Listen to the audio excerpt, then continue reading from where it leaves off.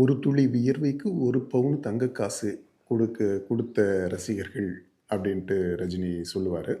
இந்த ரசிகர்களை நம்பி அவரும் கட்சியை ஆரம்பிக்கிற அளவுக்கு போயிட்டாரு. ஆனால் கட்சி ஆரம்பிக்கலை. என்ன காரணம் அப்படின்னா, ரசிகர்களை நம்பலாம், அவங்க ஓட்டு போட்டுருவாங்க. அரசியலுக்கு இவர் வரும்போது அவங்க கண்டிப்பாக ஓட்டு போடுவாங்க.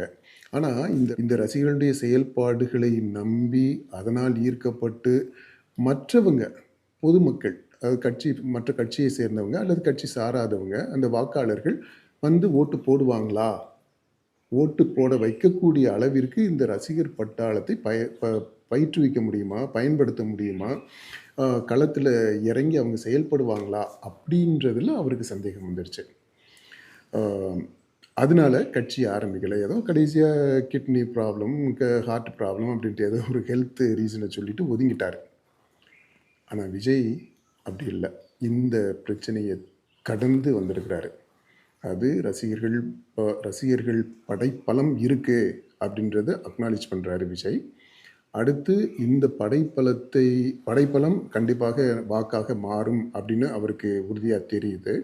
அடுத்து இந்த படை களமாடும், தேர்தல் களத்தில் நின்று செயல்படுவாங்க, அவங்களுடைய செயல்பாடுகள் மூலமாக வாக்காளர்களை ஈர்க்க முடியும், வாக்கு சாவடிக்கு கொண்டு வந்துட முடியும். அப்புறம் அவருடைய பேச்சுகள்லையுமே பல இடங்களில் சுட்டி காட்டி இருக்கிறாரு. நீங்கள் களத்தில் இறங்கி வேலையை செய்யுங்க, மக்கள்கிட்ட போங்க, அவங்கள வாக்குச்சாவடிக்கு கொண்டு வாங்க, மற்றதை நான் பார்த்துக்கிறேன் அப்படின்னு சொல்லியிருப்பார்.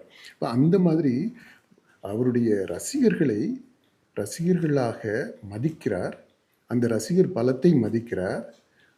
அதை ஒரு நன்றிக்கடனோட, அதாவது வித் கிராட்டிடியூட் ஹீ ரெஸ்பெக்ட்ஸ், அது சரியாக சொல்கிறதுனா அவங்கள வச்சு அடிப்படையாக வச்சு அந்த கட்டுமானத்தின் மேலே கட்சியை பில்டு பண்ணுறாரு.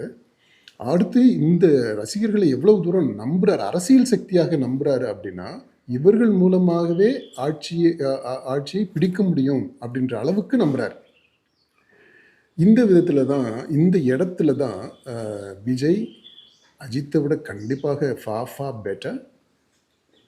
இந்த ஆஸ்பெக்டில் தான் விஜய் ரஜினியை கடந்து வந்திருக்கிறாரு. He is certainly far better as a political force.